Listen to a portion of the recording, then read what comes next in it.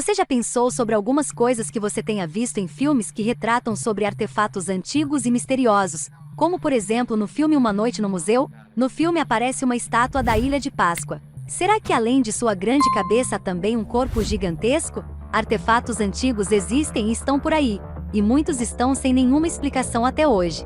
Vamos conferir um pouco sobre isso?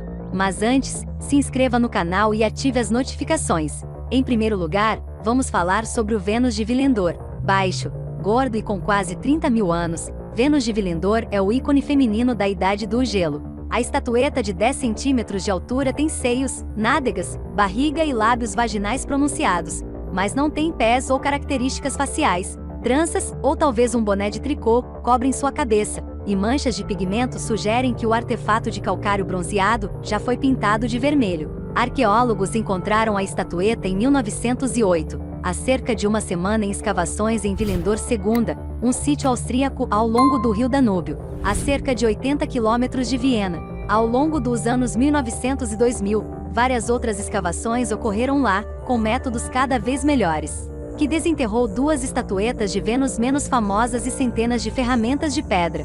Em toda a Europa, quase 200 estatuetas semelhantes surgiram em locais com idade entre 23 mil e 40 mil anos. Embora os cientistas modernos chamem esses artefatos de Vênus, em homenagem à deusa romana do amor e da fertilidade, os escultores reais viveram pelo menos 20 milênios antes da Roma clássica. Não está claro por que as pessoas da Idade do Gelo esculpiram essas estatuetas, com pesquisadores propondo que serviam como símbolos de fertilidade, autorretratos ou itens pornográficos. Em qualquer caso, o suposto apelo sexual não durou. Em uma escala de 5 pontos, de pouco atraente a extremamente atraente, Vênus de Willendorf recebeu uma avaliação média de 0,14 em uma pesquisa de 2011 com 161 universitários. Em segundo lugar, cabeças colossais olmecas, às vezes chamada de cultura mãe da Mesoamérica. A civilização olmeca se ergueu das florestas pantanosas da costa mexicana do Golfo, entre cerca de 400 e 1400 a.C. Mais de 2 milênios depois, em 1862 d.C., um fazendeiro que cavava a mesma terra atingiu uma cabeça de pedra colossal. Foi a primeira de 17 cabeças semelhantes a serem recuperadas, consideradas retratos de governantes olmecas. As estátuas imponentes têm entre 5 e 10 pés de altura, cada uma pesando mais do que um elefante adulto. Eles retratam homens rudes com olhos amendoados, narizes achatados e lábios carnudos. Mas cada cabeça tem um rosto, uma expressão e um adorno de cabeça únicos, apoiando a ideia de que as pedras esculpidas representam líderes específicos. A primeira descoberta acidental ocorreu em Três Zapotes, no sopé das Montanhas Tustlas, que forneceu a pedra basáltica usada para fazê-los. Mas os arqueólogos mais tarde descobriram a maioria das cabeças a quase 60 milhas da fonte de basalto, nas antigas capitais de São Lourenço e La Venta. Embora certamente trabalhoso, não está claro como os olmecas transportavam essas pedras enormes, eventualmente esculpidas e exibidas em praças centrais. Várias cabeças parecem ter sido quebradas e enterradas há muito tempo, levando alguns arqueólogos a pensar que os povos antigos destruíram deliberadamente estátuas antigas, quando novos governantes tomaram o poder. Em terceiro lugar, máscara funerária do rei Tut. Diga ao faraó e a maioria das pessoas vai imaginar a máscara funerária do rei Tutancâmon.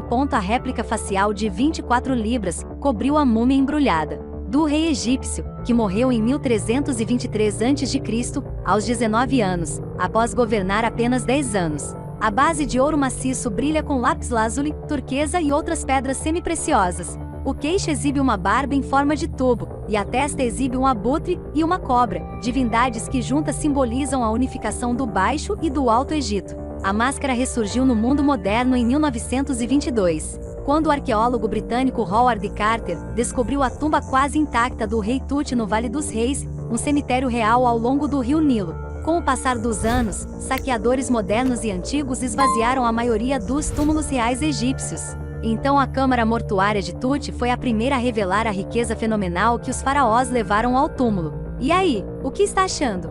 É cada artefato mais misterioso que o outro, não é mesmo? Me conte algo que chamou sua atenção, ou a sugestão de um tema para os próximos vídeos. Não se esqueça de deixar o like, se inscrever no canal e ativar as notificações. Vamos continuar. Em quarto lugar, Pedra de Roseta. Honestamente, a Pedra de Roseta é uma leitura enfadonha. um decreto sacerdotal emitido em 196 a.C., afirmando o culto divino do rei Ptolomeu no primeiro aniversário de sua coroação. Mas seu escriba cinzelou a mensagem na placa preta 3 vezes seguidas em scripts diferentes, grego antigo, hieróglifos formais do Egito Antigo e sua escrita demótica cursiva, mais casual. E essa inscrição bilíngue em triscript permitiu a decifração de hieróglifos egípcios, desbloqueando todos os escritos da civilização antiga, descoberto em 1799 por soldados franceses durante a campanha de Napoleão no Egito. O artefato acabou em Londres depois que as tropas britânicas derrotaram os franceses em 1801. O grego antigo foi compreendido, então estudiosos e o público imediatamente reconheceram o potencial da pedra para decifrar hieróglifos. Mas levou mais de 20 anos até que Jean-François Champollion decifrou o código com sucesso. O item mais popular no Museu Britânico hoje, a relíquia mede 3 pés e 9 polegadas e pesa 1.680 libras. Embora cerca de um terço esteja desaparecido, perdido ao longo dos tempos. O texto completo ainda é conhecido, porém, porque outros monumentos possuem o mesmo decreto. Em quinto lugar, Exército de Terracota. Imagine construir sua tumba por mais de 30 anos, alimentada por poder ilimitado, recursos e anseio pela imoralidade. Mesmo assim, seu mausoléu pode não se comparar ao complexo encomendado por Qin Shi Huang, o primeiro imperador a governar uma China unificada de 210 a 221 a.C. De acordo com antigos textos chineses, mais de 700 mil trabalhadores trabalhavam no local, que se estende por 22 milhas quadradas. O local apresenta estátuas de dançarinos e acrobatas, carruagens enfeitadas com ouro e aves aquáticas de bronze em canais semelhantes a diorama. Mas talvez seja mais conhecido pelo exército de terracota, milhares de guerreiros de argila em tamanho real, alinhando trincheiras em formação militar. Em 1974, fazendeiros cavando um poço descobriram a primeira estátua. Desde então, 3 grandes escavações descobriram 2.000 soldados adicionais, embora outros 6.000 provavelmente permaneçam enterrados. Cada estátua parece retratar um verdadeiro soldado na força de Qin Shi Huang, com base em seus penteados, bonés, túnicas. Pelos faciais e armas de bronze funcionais individuais, que permanecem notavelmente nítidos até hoje. Até mesmo suas orelhas são únicas, de acordo com o estudo de 2014 no Journal of Archaeological Science. Em sexto lugar, pergaminhos do Mar Morto. Em 1947, Mohamed Ed-Dib, um pastor beduíno, foi à procura de uma cabra perdida ao longo de penhascos escarpados que banhavam o Mar Morto. O que começou como uma perseguição de cabras resultou em uma das maiores descobertas arqueológicas do século XX, em uma caverna estreita. Ed-Dib descobriu potes de argila recheados com pergaminhos antigos. O primeiro de quase 1.000 textos esfarrapados escritos entre 300 a.C.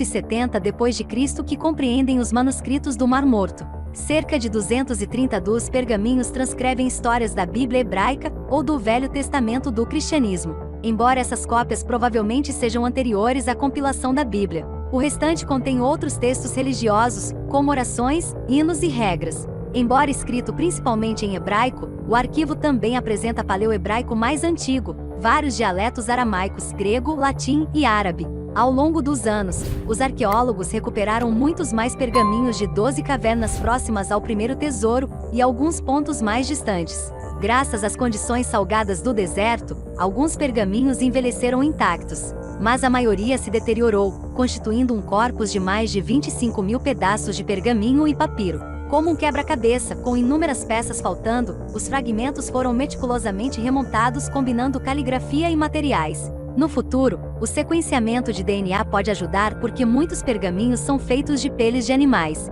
O método, testado em 26 fragmentos em um papel da 2020 Cell, combinou com sucesso os restos da mesma criatura. Pelo que pode ser lido, os pesquisadores debatem os autores dos pergaminhos. Alguns dizem que os textos vieram de fontes diversas, outros atribuem todos a uma seita judaica que viveu perto das 12 cavernas no primeiro século depois de Cristo. E então, já pensou nisso? Não se esqueça de se inscrever no canal e ativar as notificações. Até mais!